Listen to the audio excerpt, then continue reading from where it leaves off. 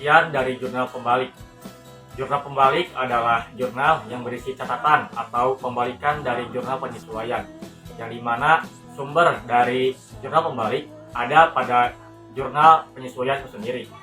Dan jurnal pembalik itu dibuat pada awal periode. Tujuan jurnal pembalik adalah untuk menggunakan pekerjaan akuntansi pada periode berikutnya, seperti menghemat waktu atau kembalikan transaksi yang telah dilakukan di jurnal penyesuaian.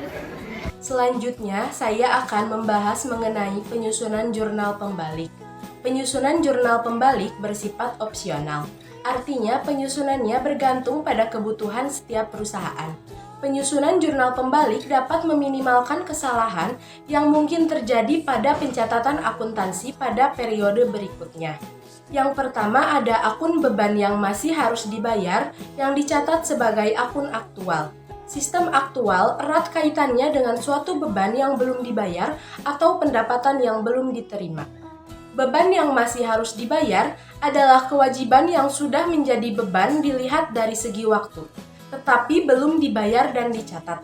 Contohnya, pada data bengkel Bravo Jaya pada 31 Januari 2022, terdapat gaji yang belum dibayar sebesar 500.000. Penulisan pada jurnal penyesuaiannya adalah beban gaji bertambah di debit sebesar 500.000 dan utang gaji bertambah di kredit sebesar 500.000. Jadi, penulisan pada jurnal pembaliknya pada periode akuntansi berikutnya atau pada 1 Februari 2022 adalah utang gaji bertambah di debit sebesar 500.000 dan beban gaji bertambah di kredit sebesar 500.000.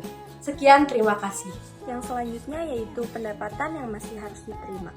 Pendapatan yang masih harus diterima adalah pendapatan yang sudah terjadi, namun karena beberapa alasan belum diakui sebagai pendapatan perusahaan.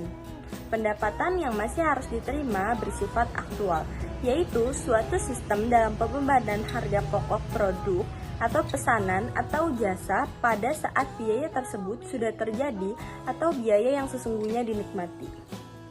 Akun pendapatan yang masih harus diterima yaitu dalam ayat jurnal penyesuaian piutang pada pendapatan jika dalam jurnal pembalik pendapatan pada piutang.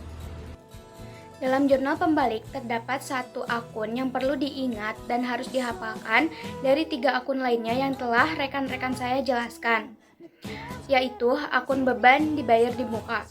Nah, dalam jurnal penyesuaian terdapat akun beban dibayar di muka. Akun tersebut termasuk ke dalam akun yang perlu dihafalkan dalam jurnal pembalik karena nantinya dalam jurnal pembalik terdapat akun tersebut. Sebagai contoh, dalam jurnal penyesuaian terdapat akun yang telah disesuaikan yaitu sewa dibayar di muka dengan nominal 625 dan kreditnya adalah beban sewa dengan nominal 625. Nah, dalam jurnal pembalik tinggal kita balikan saja akunnya, yang mana yang tadi asalnya beban sewa di kredit menjadi dalam jurnal pembalik beban sewa menjadi di debit dan sewa dibayar di muka menjadi di kredit tanpa harus menghitung nominalnya lagi. Jadi kita hanya perlu membalikan saja akun yang ada di jurnal penyesuaian.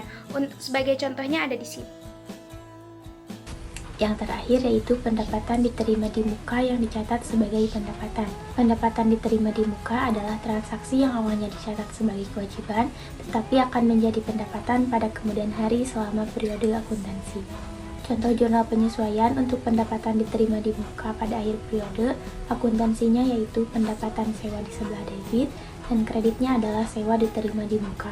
Jurnal penyesuaian ini membutuhkan jurnal pembalik untuk menjaga konsistensi perusahaan dalam pencatatan akun. Jurnal pembaliknya tinggal membalik aja dari jurnal penyesuaian.